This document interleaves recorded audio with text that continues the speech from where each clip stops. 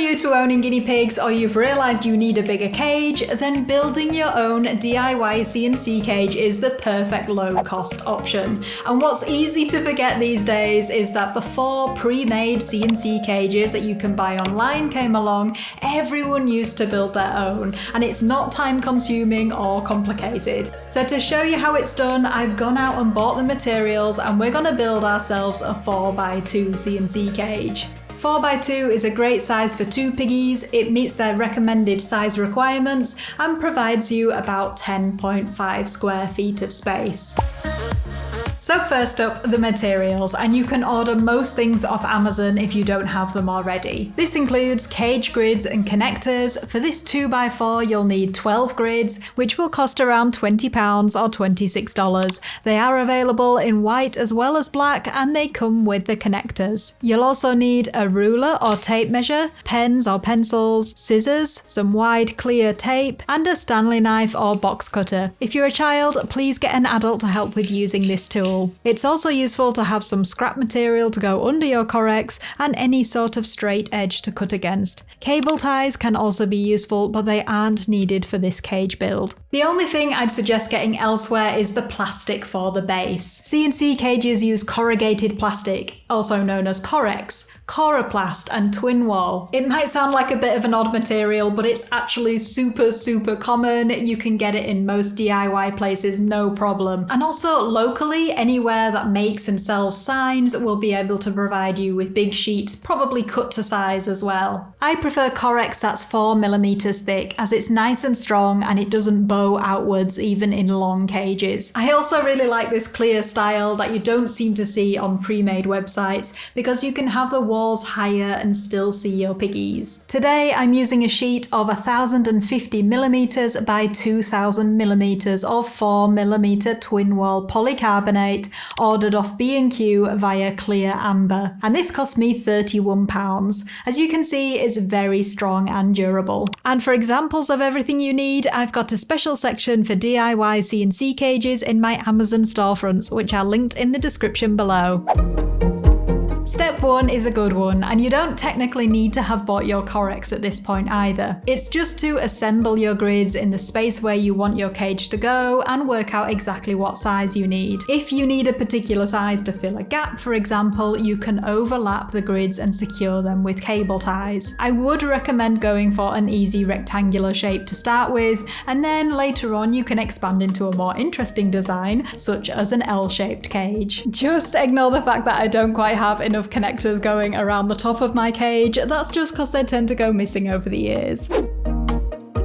Step 2 is to measure the inside dimensions of your cage, taking account of the connectors. So measuring along the length and rounding down slightly, I'm getting 142 centimeters. And for the width, I'm getting 68 centimeters. Now I'm going to add 14 centimeters onto each side, which will be the height of my sides. So that means double that, 28 centimeters onto both the width and the length. So for this 2x4, my total measurements are 142 plus 28 is 170 centimeters, by 68 plus 28 is 96 centimeters.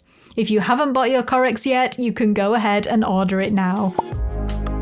Step 3 is cutting the correx down to size if you need to. My plastic wasn't cut to size, so I need to take some off both the width and the length. Firstly, work off what you need to take off using the measurements we've just worked out, and measuring down from the two edges, mark a line using your straight edge.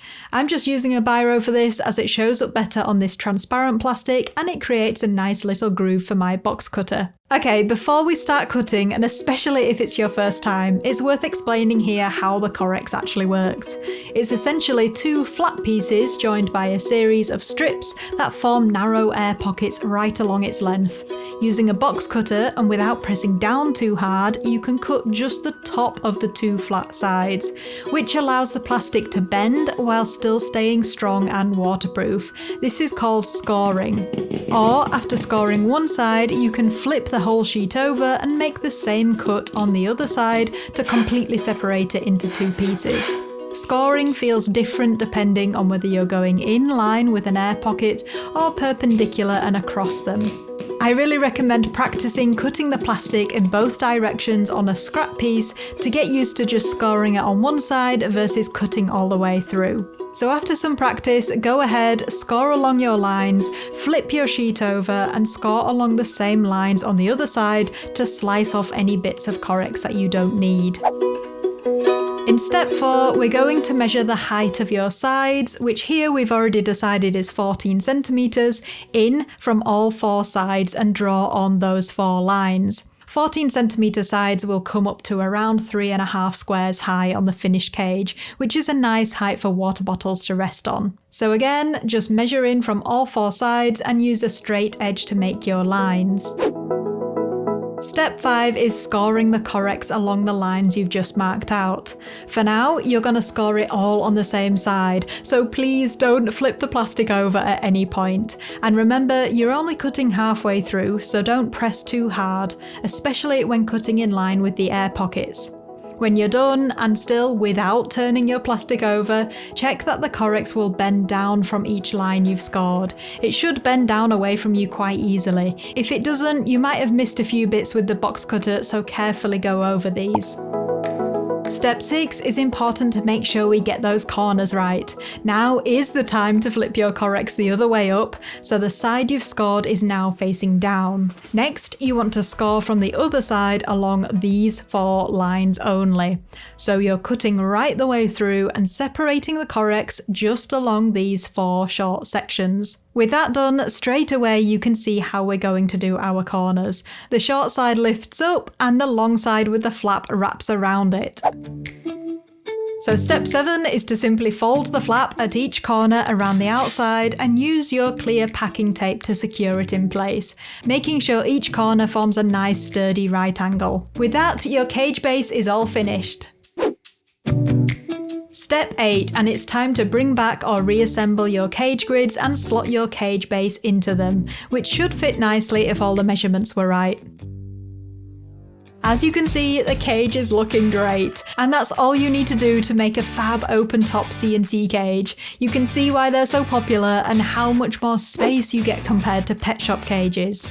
In case you're wondering about things like raising the cage up or having a lid or including a loft and levels, these are all possible and aren't really any more complicated to do once you know the basics of scoring your correx. You can attach more than one piece of correx together with tape by having them overlap slightly, and you can create all sorts of grid combinations by using cable ties as well as the connectors. A newer modification you might see is to use perspex panels along the front of your cage.